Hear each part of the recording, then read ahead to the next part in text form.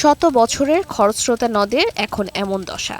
জামালপুর শহরের পুরাতন ফেরিঘাট থেকে পিয়ারপুর পর্যন্ত বসানো হয়েছে অবৈধ ড্রেজার মেশিন। এইসব ড্রেজারের মাধ্যমে দিনরাত উত্তোলন করা হচ্ছে বালু।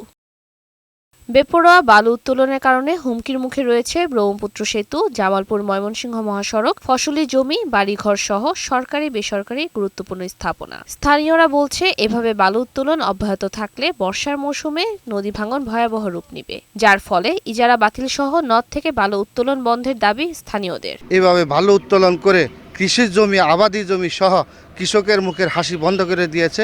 এটা আমরা শতপুষ্টভাবে যারা কৃষক আছি আমরা এটা প্রতিবাদ জানাই।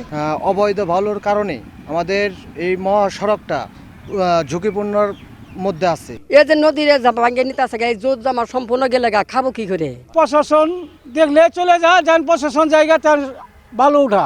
অবৈধভাবে বালু উত্তোলনের বিষয়ে প্রশাসন নীরব ভূমিকা পালন করছে বলে অভিযোগ সুশীল সমাজের এই প্রতিনিধির। প্রশাসনের যে ভূমিকা সেটা অত্যন্ত রহস্যজনক।